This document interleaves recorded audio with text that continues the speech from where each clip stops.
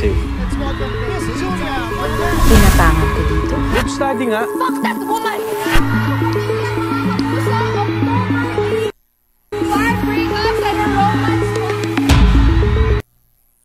Welcome back mga kaaldab. Ito yung trending ngayon mga kaaldab na kung saan teaser nga po ng 5 breakups and a romance mga kaaldab na talagang pinagpipiestahan po ngayon sa social media. Sabi ko nga po sa inyo sa mga bagay-bagay na ganito, sa mga update na gusto nyo pong malaman, dito lang po kayo sa channel ni Mr. Destiny. Alam nyo naman po na kapag ka naandito kayo sa channel ni Mr. Destiny, 101% updated po kayo. Ano man po yung mga nababasa ninyo, nakikita ninyo, napapanood ninyo, chill lang. Di po ba?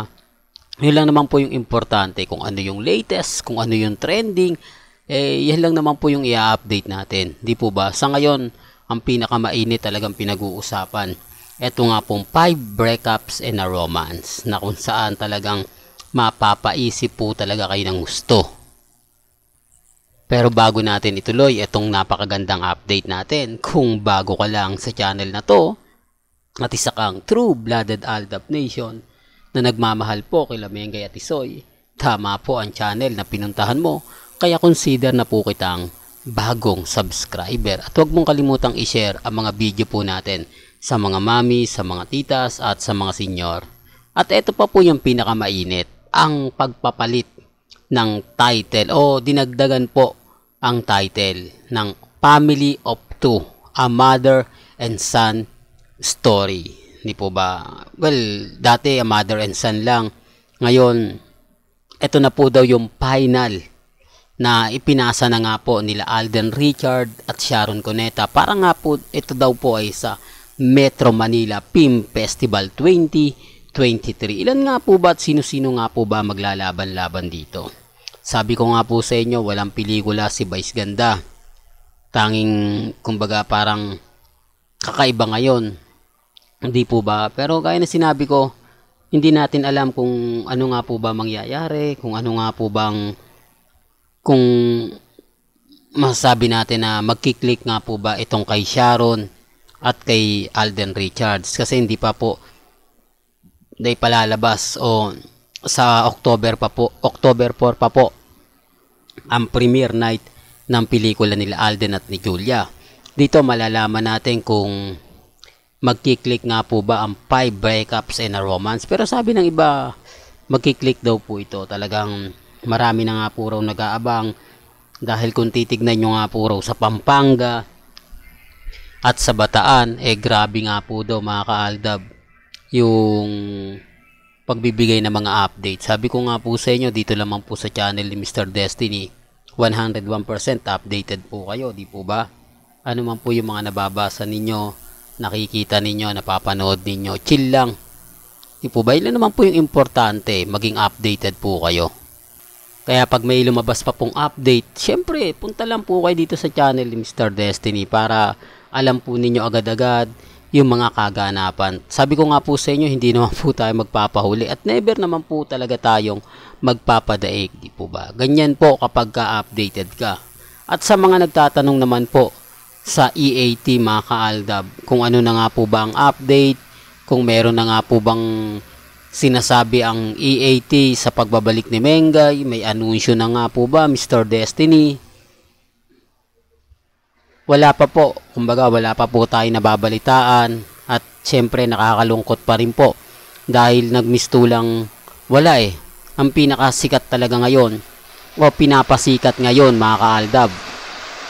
Ang nakakalungkot lang din to mga kaaldab, di po ba? Hindi man lang sila nagbibigay ng update man lang pero nagpo-post sila para kay Mengay. Doon lang magtataka po kayo. Ano nga po ba yan? Di po ba nila nababasa yung mga ilang netizen na nagko-komento na sana ibalik na nga po si Mengay. Kumbaga, ano na nga po ba ang sitwasyon? Babalik pa po ba si Mengay o hindi na? Walang update Di po ba?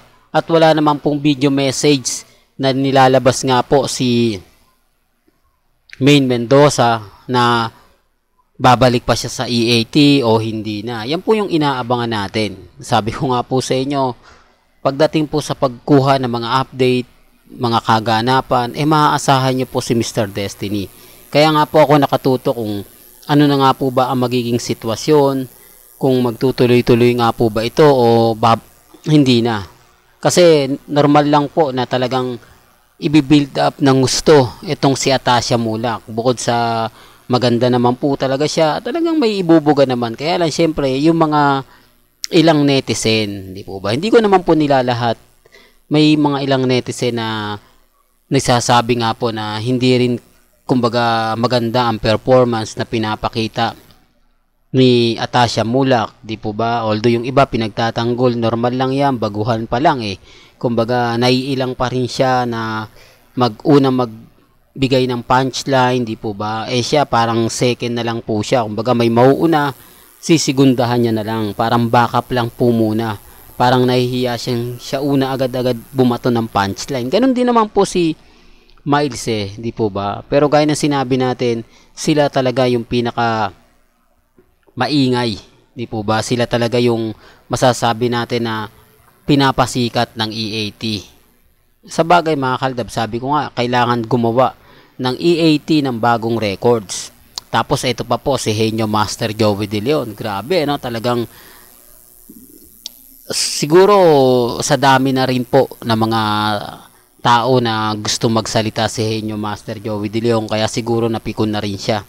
Di po ba? Hindi na rin po kasi maganda yung iba na nababasa natin sa social media na porket matanda okay na lang na ganun. Di po ba? Kasi ang ine-expect po ng iba, kung ano nga po ba yung nangyari kay Wally, kung matatandaan nyo, humingi siya ng tawad. Kumbaga, sinabi niya na, kumbaga nagkamali siya, hindi na mauulit. Di po ba? Parang ganito po yung gusto nilang mangyari kay Henyo Master Joey De Leon. Ang problema lang po mga kaaldab, syempre Henyo Master Joey De Leon yan Kapag nasimulan niya na o nagbigay na siya ng update sa iba, ibig kong sabihin nagpasa na daw po yung production o yung producer ng TBJ Production, tapos na, di po ba? Kumbaga bahala na sila yung magribisa kung ano yung ipapataw na parusa. Hindi po ba? Kaya nga po, hindi gaano nagsasalita si Henyo Master Joey De Leon. Pero ngayon, naglabas na nga po siya ng update sa kanyang Twitter. At siguro naman po nabasa nyo na rin po. Di po ba? Yan ang kagandahan nyo po kapag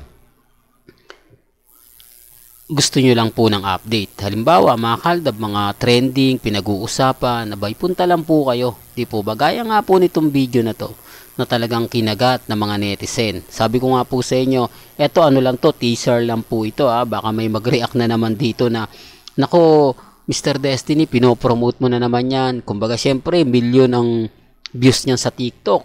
Dahil alam mo naman na napakaraming gumagamit ng TikTok. Nire-remind ko lang po sa inyo, teaser pa lang po ito.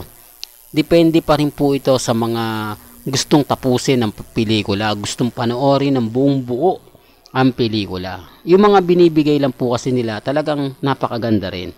Kumbaga mapapaisip ka. Pero gaya na sinabi ko, depende na lang yan sa mga tao magre-react at magkokomento. Ang sa akin lang naman po update. Well, hanggang dito na lang po ang ating latest updates. Kaya kung gusto nyo pa po ng pinaka-latest at sariwang update, abay tutok lang po kayo dito sa channel ni Mr. Destiny para updated po kayo sa mga latest at sa mga bagong video po na ilalabas po natin maya-maya lang. Hanggang sa muli, salamat po sa panonood at pakikinig.